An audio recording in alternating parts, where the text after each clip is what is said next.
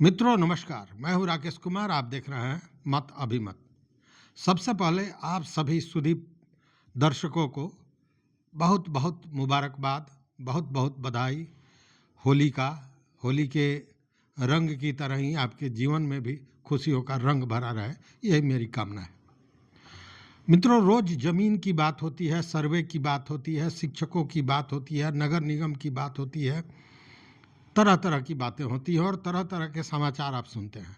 लेकिन आज कुछ अलग हटकर बात करेंगे। अब जरा सोचिए कि अगर कोई व्यक्ति शादी करने 42वें बार भी दूल्हा बनता है और उसे बैरन वापस लौटना पड़ता है बिना दुल्हन के, तो उसके दिल पर क्या बीतेगा। लेकिन ऐसा हुआ है, और ऐसा हुआ है लखीमपुर खीरी में। और लखीमपुर खीरी कई मामलों में बड़ा प्रसिद्ध रहा है, कुख्यात रहा है। आप जो संज्ञा दे दें, जो नाम दे दें। लखीमपुर खीरी में एक घटना हुई। घटना ये कि 42वीं बार एक व्यक्ति पूरे गाजे बाजे के साथ आधे गांव को बारात के रूप में लेकर लड़की के घर पहुंचता है। वहां लड़की पक्ष द्वारा पूरी तरह स्वागत किया जाता है, मंगल गीत गाए जाते हैं, शादी की सारी रस्में होती हैं, लेकिन दूल्हा को बिना दुल्हन ही वापस लौटना पड़ता है बारात लेकर। मामला क्या है ये समझिए, क्योंकि आपका भी दिमाग झन्ना गया होगा कि एक बार दो बार तो बात समझ में आती है, 42वीं बार कौन दूल्हा बनता है भाई।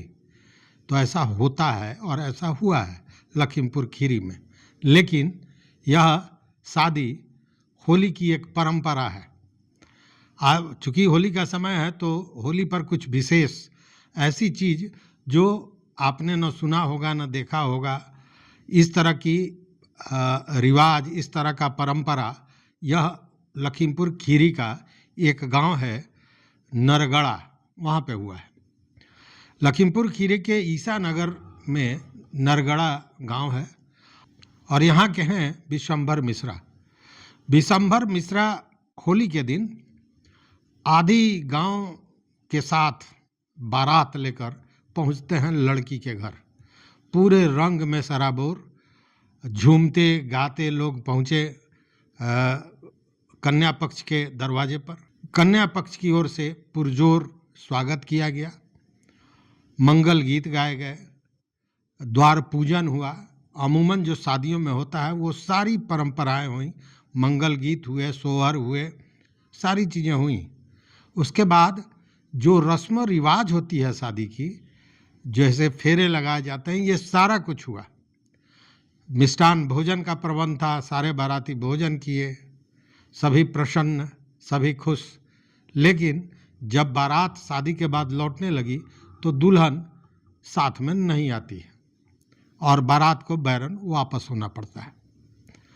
यह सुनने में थोड़ा अजीब लगता है, लेकिन यह वहाँ की परंपरा है जो सैकड़ों वर्षों से चलती आ रही है।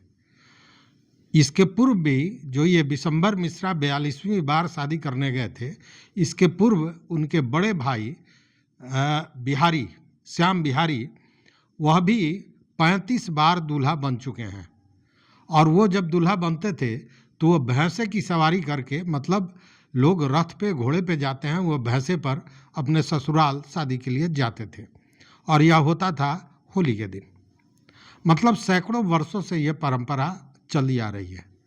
और शादी के दिन जाते हैं बारात लेकर, शादी होती है, सारे रस्म रिवाज होते हैं और बिना दुल्हन के वापस आना पड़ता है। तो होता क्या है और ये परंपरा क्या है? परंपरा ये है कि शादी के दिन जो विशंभर मिश्रा और उनके पूर्वज भी रहे हैं, वो इस परंपरा को निभाते आ रहे हैं। शादी के दिन अपनी पत्नी के यहाँ, जहाँ उनकी शादी हुई है, उन्हीं के यहाँ, उसी कन्या के यहाँ बारात लेकर जाते हैं, सारी रिचुअल्स होते हैं और उसके बाद वो वापस चले आते हैं। होता यह है कि होली के कुछ दिन पहले, जैसे विशंभर मिश्रा की पत्नी मोहिनी होली के कुछ दिन पहले अपने मायके चली जाती हैं। फिर शादी होली के दिन होता है, बारात जाती है, सारे रिचुअल्स निभाए जाते हैं और फिर बारात बिना दुल्हन के वापस आ जाती है।